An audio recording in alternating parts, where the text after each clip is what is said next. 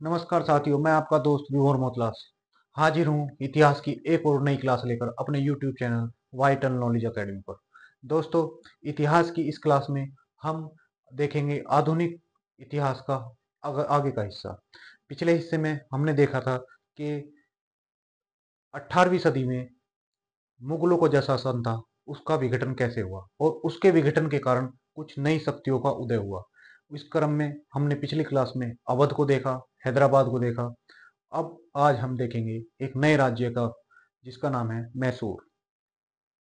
तो मैसूर के बारे में जानने के लिए हमें थोड़ा पीछे जाना पड़ेगा, यानी मध्यकाल में जाना पड़ेगा। आज पहले हम देखेंगे मध्य काल का मैसूर, और उसके बाद हम यहां से आएंगे आधुनिक या 18वीं सदी के मैसूर में। तो चलिए दोस्तों, शुरू करते हैं मध्यकाल का मैसूर से। दोस्तों, मध्यकाल में भारत में भारत के दक्षिण में दो शक्तिशाली राज्य थे। एक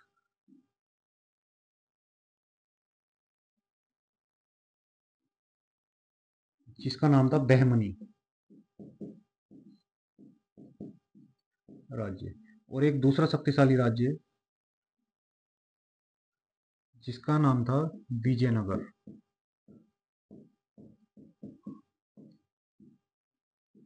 विजयनगर साम्राज्य।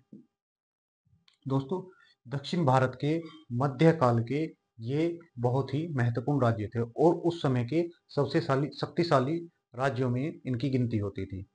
तो जो ये बहमनी साम्राज्य था, ये मुस्लिम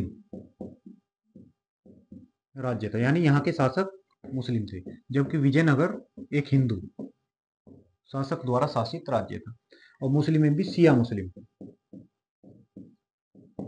लेकिन जो इनके बीच की प्रतिद्वंदिता थी या जो लड़ाई थी, वो हिंदू मुस्लिम की न होकर इनके बीच में नदियों के बीच का जो क्षेत्र है, जैसे गोदावरी, कृष्णा, तुंगभद्रा, जो ये नदियां थी, इन नदी घाटी के क्षेत्रों को लेकर था। क्योंकि ये जो नदी घाटी क्षेत्र था वो बहुत उपजाऊ क्षेत्र था, और वहां पर वो हर एक राज्य अपना अधिकार चाहता था, जिससे वहां से अधिक भू राजस्व वसूल कर सके। तो इसको लेकर, इस क्षेत्र को लेकर, किस क्षेत्र को, तुंगभद्रा, गोदावरी और कृष्णा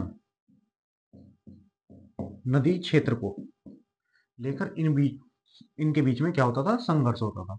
तो इसी को लेकर मध्यकाल में इनके आपस में कई युद्ध हुए, मतलब इनके आपस में बहुत सारे युद्ध हुए, जिसका कारण हुआ कि ये जो बहमनी राज्य था इसका विघटन हो गया। विघटन बोलते टूट गया, और इसका विघटन हुआ तो इसमें 5 नए राज्यों का उदय हुआ। किसके, बहमनी राज्य और विजयनगर राज्य के बीच जो युद्ध हुए, उसका दीर्घकालिक परिणाम ये हुआ कि जो बहमनी राज्य था, जो ये मुस्लिम राज्य था, उसका विघटन हो गया और ये 5 राज्यों में टूट गया।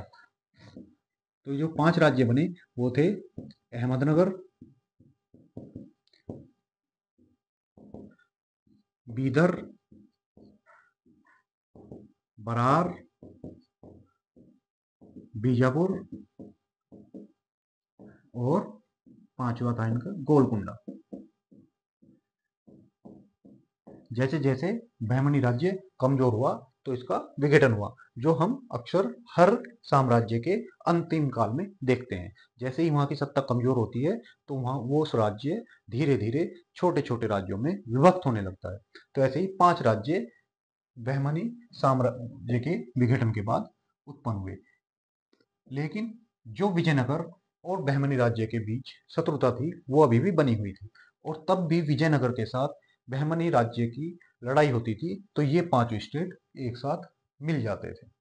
इसी क्रम में एक महत्वपूर्ण, इतिहास में एक महत्वपूर्ण युद्ध हुआ, जो 1565 का युद्ध था।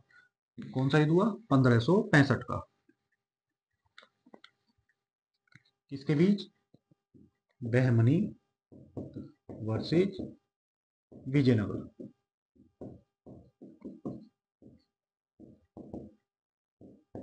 1565 का युद्ध। एक युद्ध हुआ 1565 में, किसके? विजयनगर और बहमनी। बहमनी अकेला बहमनी नहीं, इसके साथ पांचों राज्यों ने मिलकर विजयनगर के साथ एक युद्ध प्रारंभ किया।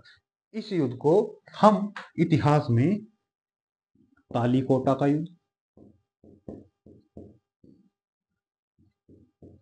कई बार एग्जामिनर इस क्वेश्चन को पूछता है कि तालीकोटा का युद्ध किससे संबंधित है, तो इसको बोलते हैं तालीकोटा कोटा का युद्ध, बन्नी हट्टी की लड़ाई या बन्नी हट्टी का युद्ध, या इसका एक नाम हो रहा है राक्षस टांगड़ी का युद्ध। ठीक है, ये युद्ध 1565 में बहमनी साम्राज्य और विजयनगर साम्राज्य के बीच हुआ। इसका परिणाम क्या हुआ? इसका परिणाम ये हुआ कि विजयनगर हार गया। विजयनगर साम्राज्य पराजित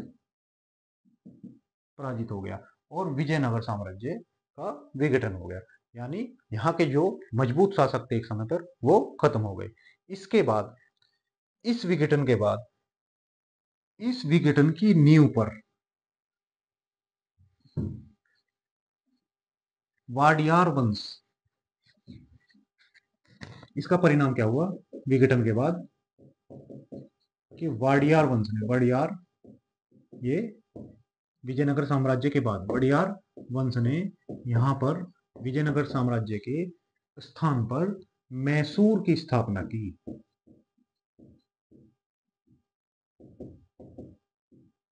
ठीक है, तो 1565 की लड़ाई, जिसमें विजयनगर साम्राज्य को पराजित होना पड़ा और बहमनी साम्राज्य ने उसको हरा दिया। उसके बाद विजयनगर साम्राज्य का विघटन हो गया और इसकी विघटन की नींव पर एक नए राज्य का उदय हुआ जिसका नाम था मैसूर साम्राज्य। ये मध्यकाल की घटना है और किसने इसकी नींव रखी? तो वडियार वंश ने इसकी नींव रखी। ये वंश आगे चला, ये और आगे चल के वडियार वंश के अंतिम शासक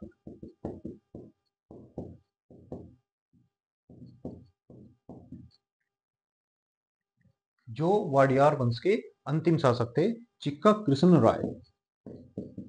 चिक्का कृष्ण राय अब अंतिम थे, यानी हर राज्य जब अपने अंतिम शासक को देखता है यानी वो ज्यादातर केसों में योग्य नहीं होगा। तो चिक्का ये क्या थे? एक अयोग्य शासक थे, अयोग्य शासक। और इनके समय में जो सत्ता थी वो दो भाइयों के हाथ में थी। सत्ता दो भाइयों के, जो मंत्री थे, दो भाइयों के पास थी। तो दो भाई कौन कौन से थे? एक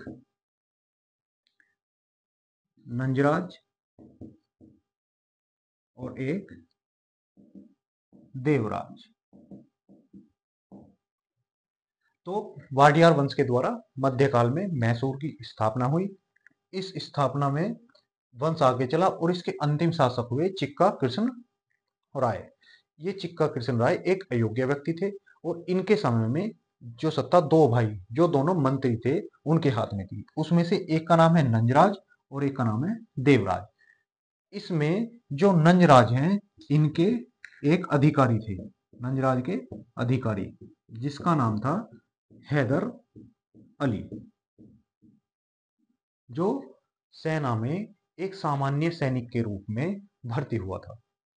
ठीक है, हैदर अली कौन था? जब ये भर्ती हुआ तो एक सामान्य सैनिक के रूप में भर्ती हुआ, लेकिन अपनी योग्यता के बल पर ये आगे बढ़ा और इसने नंजराज के अधीन एक उच्च पद को प्राप्त किया।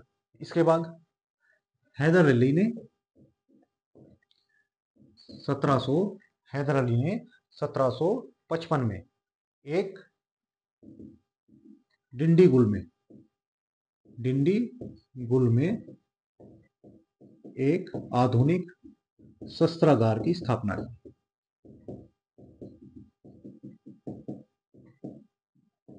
कई बार पूछा जाता है कि डिंडीगुल में आधुनिक शस्त्रागार की स्थापना किसने की? तो 1755 में डिंडीगुल में हैदर अली के द्वारा इसकी स्थापना हुई। और हैदर अली दोनों भाइयों को हटाकर, ठीक है, दोनों भाइयों को हटाकर 1761 में अपने आप गद्दी पर बैठ गया। क्या हुआ? 1761 में मैसूर की, यानी या बोले तो आधुनिक मैसूर की स्थापना की। तो कब स्थापना हुई आधुनिक हैदराबाद वो मैसूर की? 1761 में। किसने की? हैदर अली ने। जबकि मध्यकाल में मैसूर की स्थापना वाडियार वंश ने की थी। लेकिन 1761 यानी 18वीं सदी, अभी हम कहां प्रवेश कर चुके हैं? 18वीं सदी में। 18वीं सदी में आधुनिक मैसूर की स्थापना हैदर अली के द्वारा की गई। अब देखते हैं 18वीं सदी का मैसूर, और इसके शासक बना हैदर अली। कब? 1761 में। ठीक है। अब अगर हम यहां पे देखें तो यहां पे विजयनगर की जगह क्या आ चुका है? मैसूर। यहां कौन आ चुके हैं? 18वीं सदी में सारी सत्ता परिवर्तन हो चुका है। अब 18वीं सदी में मराठे मजबूत हो चुके हैं। और मराठे कहां पे प्रवेश कर चुके हैं? यहाँ पे। इधर हो गया है आपका हैदराबाद, इधर मद्रास में अंग्रेज आ चुके हैं, एआईसी। ठीक है। इधर गोवा में पुर्तगाली है। ठीक है। और पुदुचेरी में फ्रांसीसी है। ठीक है।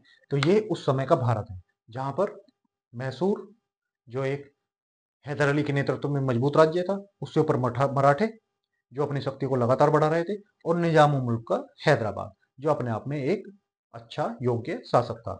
इसके बाद 18वीं सदी में जैसे ही हैदराबाद की स्थापना की जाती, किसके द्वारा? हैदर अली के द्वारा। और हैदर अली का कार्यकाल 1761 से 1782 तक। तो अब उस समय वही राजा योग्य माना जाता था जो अपने राज्य का विस्तार करे। अब आप स्थिति देखिए, यहां पर मराठे हैं, मैसूर से ऊपर मराठे हैं, और नीचे मैसूर, इधर हैदराबाद, इधर अंग्रेज। और 1761 यानी 1717 में अंग्रेज बंगाल में प्लासी का युद्ध जीत चुके हैं। और प्लासी के युद्ध जीतने के बाद वो एक महत्वपूर्ण राजनीतिक शक्ति भारत में बन चुके हैं, यानी एक ताकतवर शक्ति बनकर प्लासी के युद्ध के बाद अंग्रेज उभरे। तो मैसूर मराठों की तरफ अपना क्षेत्र नहीं बढ़ा सकता क्योंकि मराठे ऐसे मजबूत है, और हैदराबाद की तरफ नहीं बढ़ा सकता, तो कहां पे बढ़ाएगा? नीचे। नीचे क्या था? नीचे केरल के छोटे छोटे स्वतंत्र राज्य थे, जैसे। तो हैदर अली ने क्या किया? तो हैदर अली ने शासक बनते ही त्रावणकोर,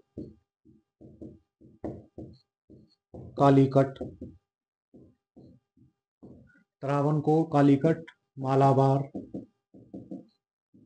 ठीक है, इन राज्यों पर क्या किया? चिरकल, इन राज्यों पर क्या किया? आक्रमण किया और अपना क्षेत्र बढ़ाया। ठीक है।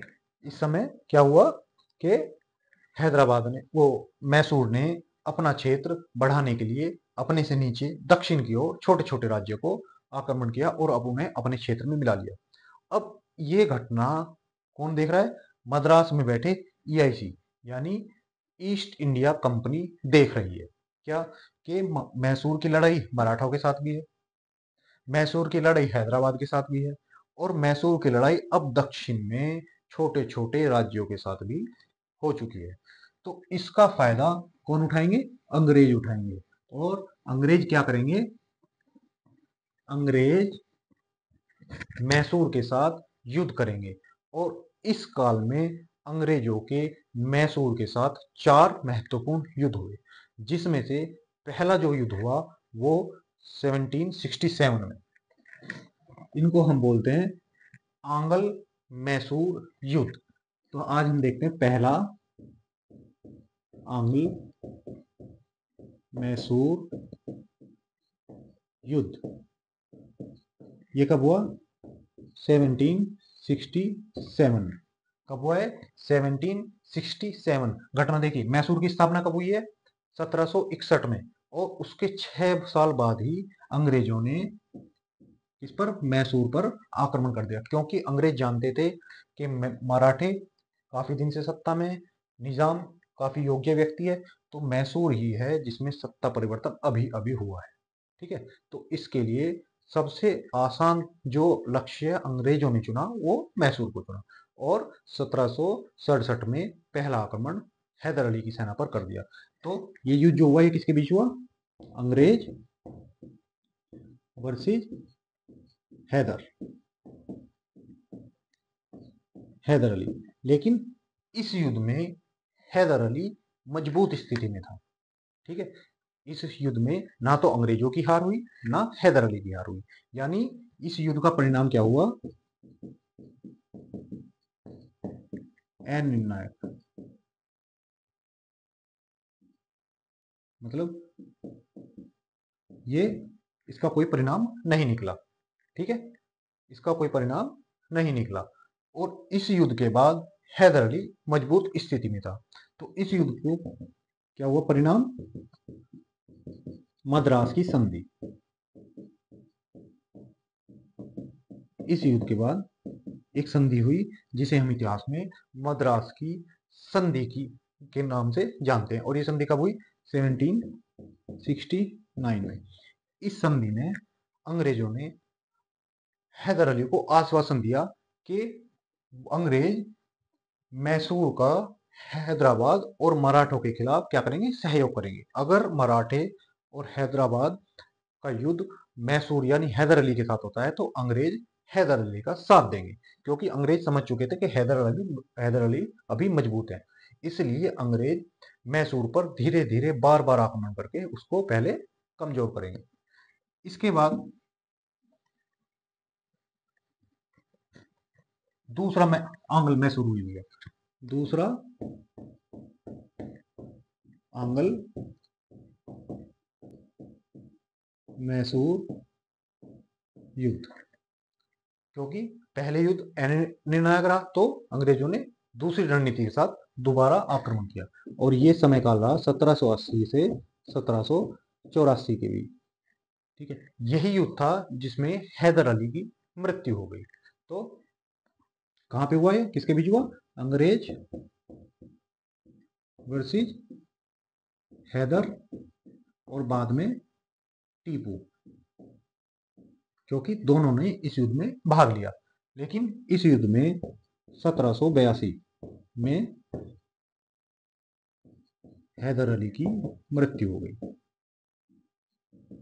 युद्ध के दौरान ही हैदर अली की मृत्यु हो गई। और इसके बाद नेतृत्व जो किया वो टीपू सुल्तान ने किया। तो अब नेतृत्व कौन कर रहा है? टीपू सुल्तान कर रहा है। और इस युद्ध में जो परिणाम हुआ, क्या हुआ? युद्ध का परिणाम जो हुआ, परिणाम स्वरूप इसमें पांडिचेरी की संधि हुई। इस युद्ध में, सॉरी, मंगलोर की संधि हुई। मंगलोर की संधि के साथ ये युद्ध समाप्त हुआ। लेकिन अभी भी पूरी तरह से मैसूर हारा नहीं था। मैसूर अभी भी मजबूत स्थिति में था। और लेकिन अब वो धीरे धीरे कमजोर हो चुका है। जैसे पहले युद्ध के बाद जिस स्थिति में था, दूसरे युद्ध के बाद उससे कमजोर स्थिति में मैसूर पहुंच गया था। तो अंग्रेज क्या कर रहे थे, धीरे धीरे मैसूर को कमजोर कर रहे थे। तो इसके बाद क्या हुआ, मंगलौर की संधि, और ये कब होती है, 1784 में मंगलौर की संधि हुई। इसके बाद जो तीसरा युद्ध होगा वो निर्णायक, लगभग उसमें मैसूर खत्म हो चुका होगा। तो अब देखते हैं तृतीय या तीसरा आंग्ल मैसूर युद्ध।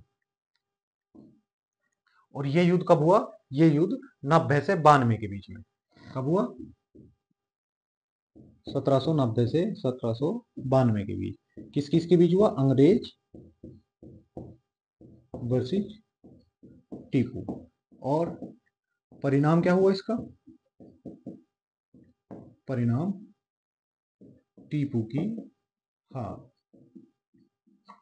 इस युद्ध में अंग्रेजों ने टीपू सुल्तान की सेना को हरा दिया। और इसके बाद एक संधि हुई जिसको हम कहते हैं श्री रंगपट्टनम की संधि। और इस संधि के बाद लगभग मैसूर बिल्कुल खत्म हो चुका था, श्री रंगपट्टनम की संधि। और इसके बाद क्या हुआ, मैसूर लगभग खत्म हो चुका था। इस संधि में ये इतनी अपमानजनक संधि थी कि आधे से अधिक मैसूर टीपू ने खो दिया, और उस पर 3 करोड़ रुपए का जुर्माना लगाया गया। उस समय 3 करोड़ रुपए का जुर्माना टीपू सुल्तान पर लगाया गया।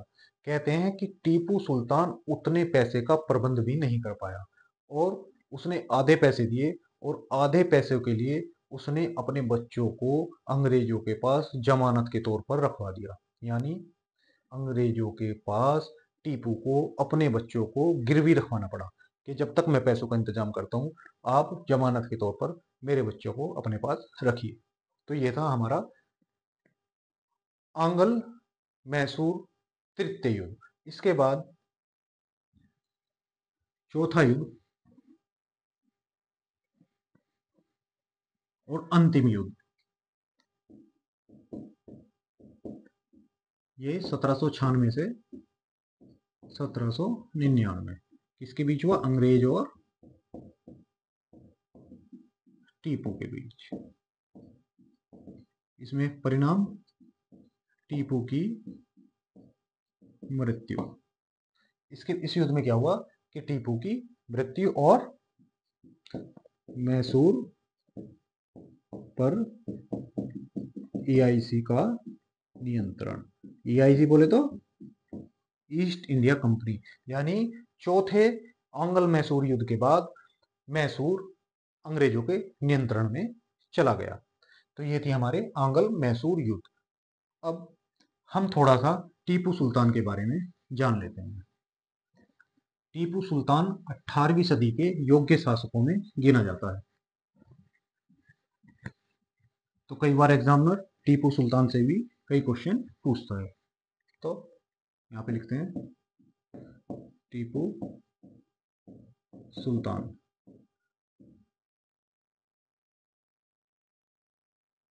ठीक है, अब टीपू सुल्तान के बारे में।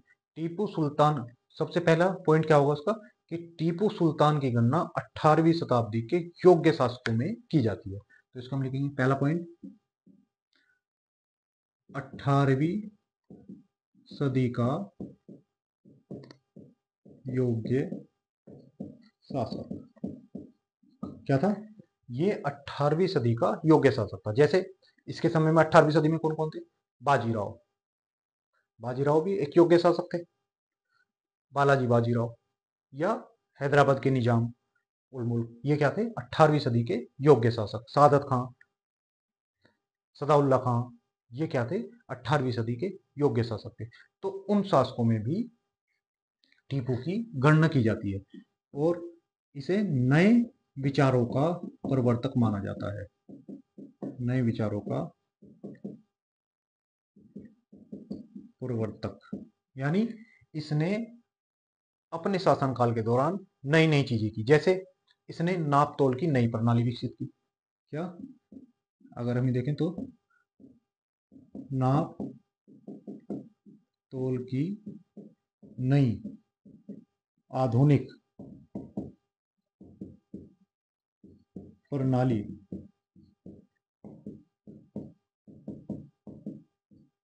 विकसित की।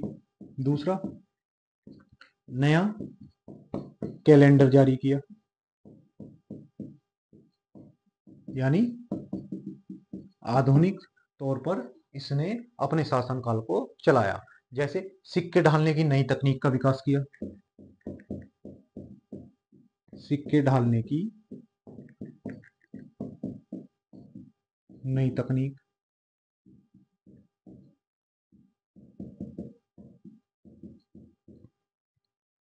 सिक्के ढालने की नई तकनीक का विकास किया।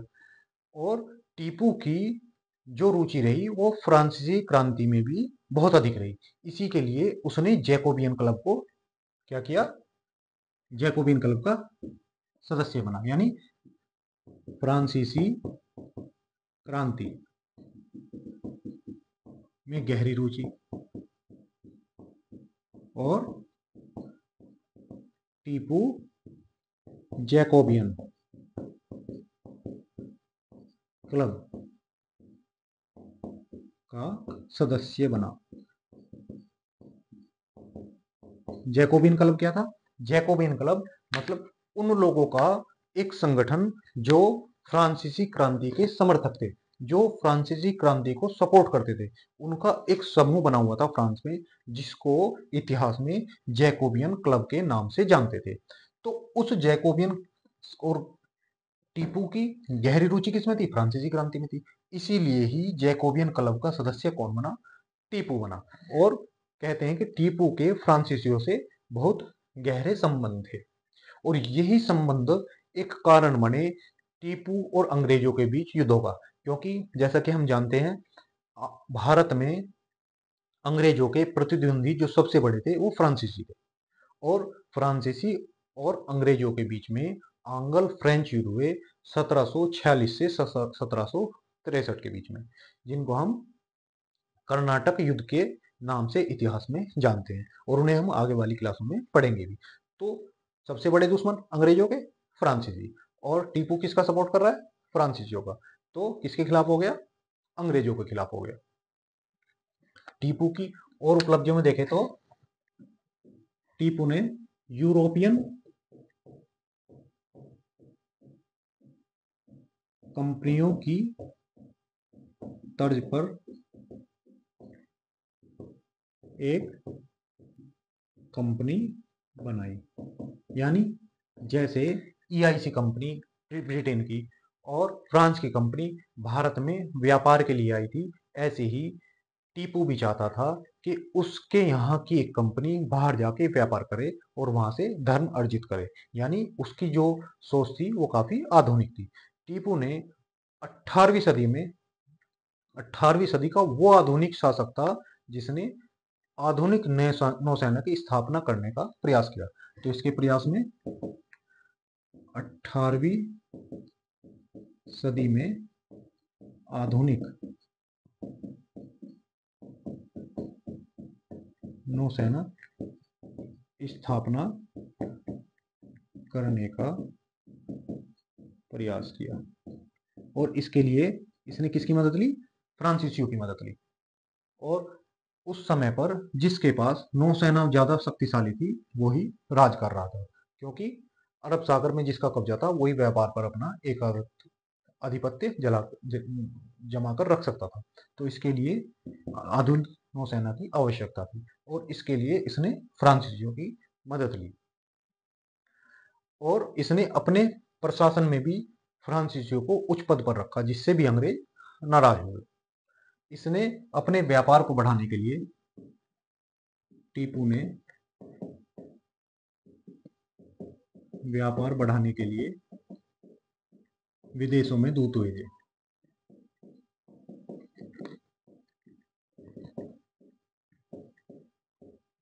जैसे फ्रांस, पेंगू, पेंगू यानी म्यांमार, चीन, ईरान आदि देशों में इसने अपने दूत भेजे। और टीपू का एक कथन बहुत प्रसिद्ध है, जिसमें टीपू कहता है कि भेड़ की तरह लंबी जिंदगी जीने से अच्छा है कि मैं शेर की तरह कुछ दिन जीऊं। तो कई बार एग्जामिनर कथन पूछ लेता है, तो टीपू का कथन था, भेड़ की तरह लंबी जिंदगी से अच्छी शेर के जैसी छोटी जिंदगी। यानी टीपू कहता था कि मुझे भेड़ की तरह लंबी जिंदगी जीना पसंद नहीं है, मुझे जिंदगी छोटी हो भले ही वो, लेकिन वो शेर के जैसी होनी चाहिए। ठीक है। और टीपू की अगर राजधानी की बात करें तो टीपू ने राजधानी कहाँ बनाई? राजधानी श्रीरंगपट्टनम, यानी श्रीरंगपट्टनम को इसने अपनी राजधानी बनाया।